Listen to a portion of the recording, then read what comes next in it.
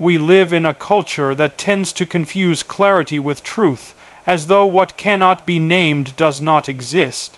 But if you study clinical psychology, you quickly realize that some of the most powerful forces in the human psyche operate beneath the surface, subconsciously, symbolically, and often irrationally. So when we say, "She's more in love with you than she knows," what are we really observing? Well, love, true love, is not a declaration. It's not a social media status update. It is a pattern, often unconscious, of prioritization, sacrifice, and vulnerability. A woman, especially, is biologically and psychologically wired to attach deeply and protectively, especially when she perceives potential in you, not merely potential as love, in its truest and most transformative form, rarely begins with a confession. It begins with attention, sharp, selective, and often involuntary. Before she ever says it, she notices you, not just superficially, but with a focused awareness that you didn't earn but somehow awakened in her. That's not casual. That's instinct at work before thought gets in the way. She remembers what you said in passing because, somewhere deep within her subconscious, her mind has already assigned meaning to you. Meaning is not a choice. It's an emotional pattern that emerges when the soul finds resonance, and that resonance isn't verbal, it's visceral. Love reveals itself first not in grand gestures, but in subtle sacrifices. She delays her plans to hear your chaos. She softens her voice when you're in doubt. These are not strategies, they're symptoms.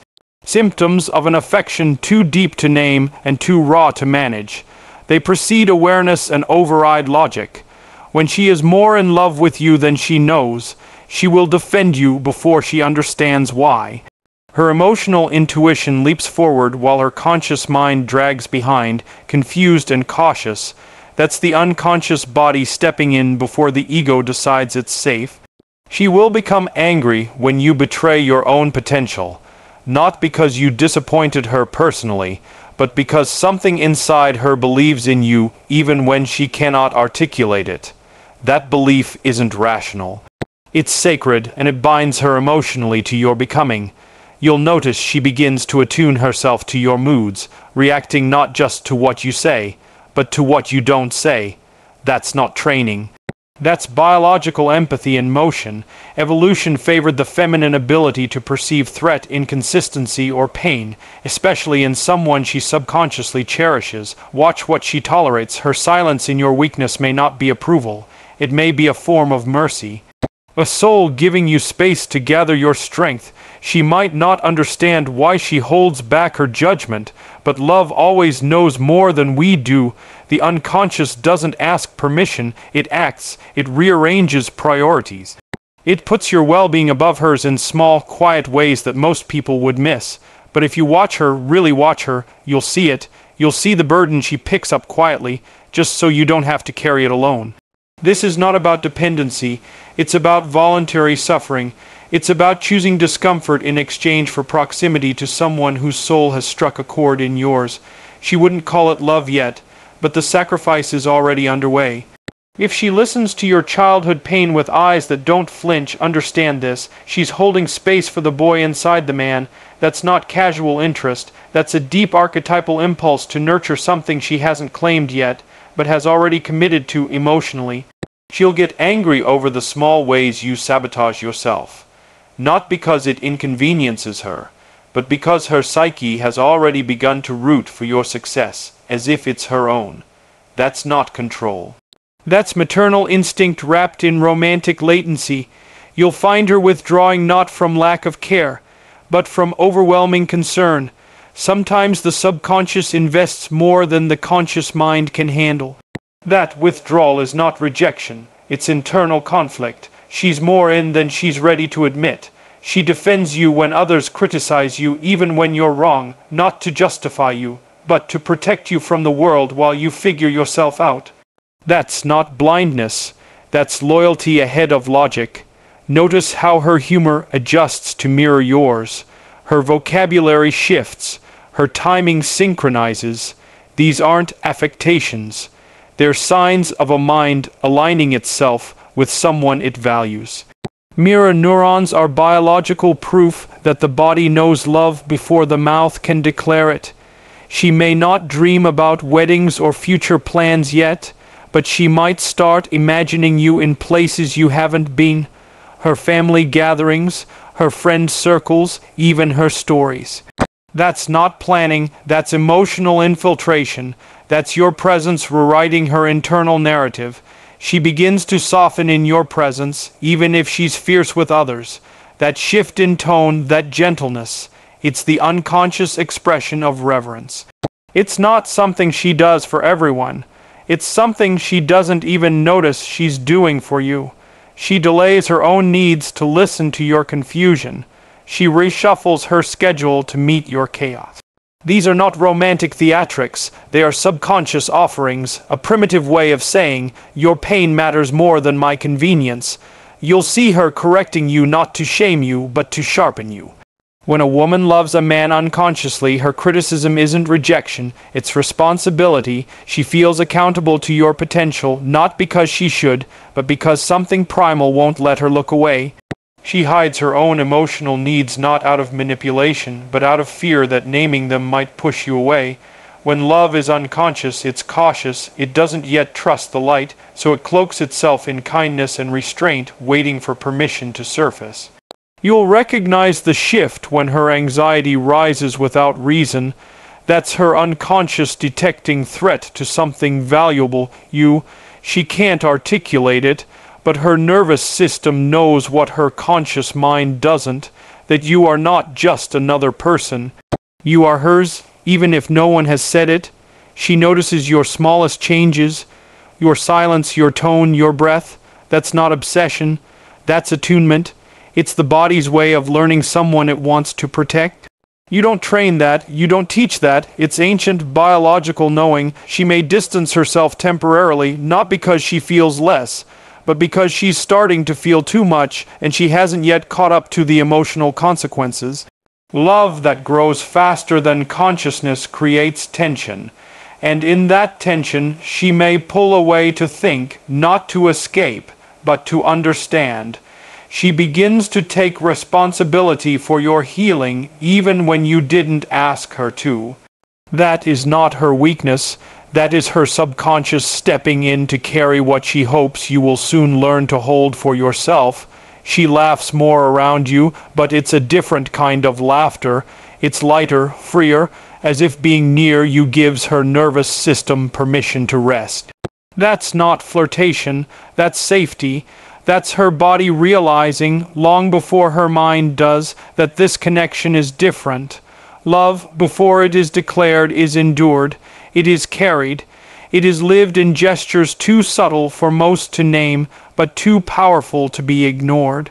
When she is more in love with you than she knows, her life begins to organize itself around you, not because she planned it, but because she felt it. And feeling, in the deepest psychological sense, is the most honest compass we have. It is older than words, older than choice, older than awareness, and it never lies. We are living in an age that claims to understand women, yet drowns in superficial interpretations of femininity. The modern relationship has forgotten the sacred architecture of the female soul. It has reduced her love to a checklist, and her pain to drama.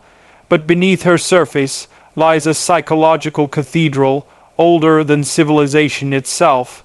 She doesn't just attach to a man, she intertwines her being with his future. That is not dependency, it is sacrifice born out of instinct, not ignorance. When she loves, it is not selective affection, it is existential alignment. She absorbs his potential into the structure of her hopes, sometimes even before he sees it himself. Her loyalty is not logical, it is ancestral. She has been sculpted by generations of women who endured, adapted, and endured again, not because they were weak, but because the feminine spirit was never meant to be obvious. It was meant to be enduring. She falls for who he could become, not only for who he is, and in doing so, she becomes both witness and co-creator of his becoming. But the world mocks her for this. They call it naivety. They call it over-attachment, but it is neither. It is vision, and vision hurts when it's dismissed. The feminine psyche is not shallow.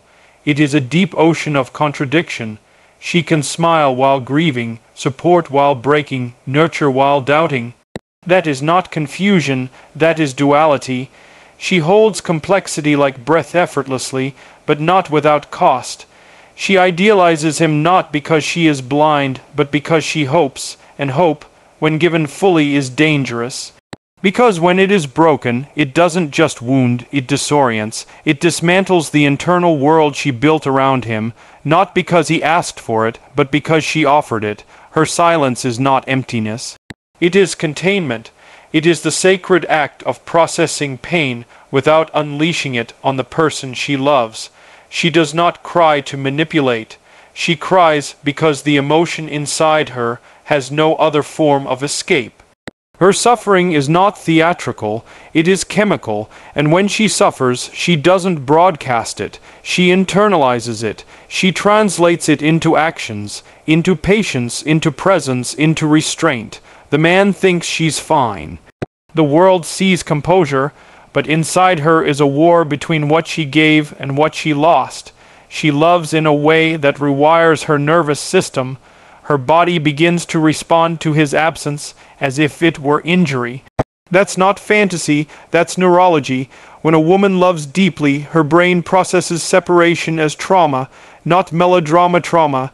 She can romanticize the smallest of gestures, a shared laugh, a gentle glance, a soft tone. These become symbols in her inner world. She doesn't overthink them, she feels them. That's not delusion, that's symbolic integration. Her psyche encodes emotion into memory faster than language can intervene. She suffers silently not because she is afraid to speak, but because words feel too small for the magnitude of what she feels. And when her heart breaks, it doesn't shatter, it sinks, slowly, invisibly, until she no longer recognizes herself in the mirror. She loves with her entire nervous system.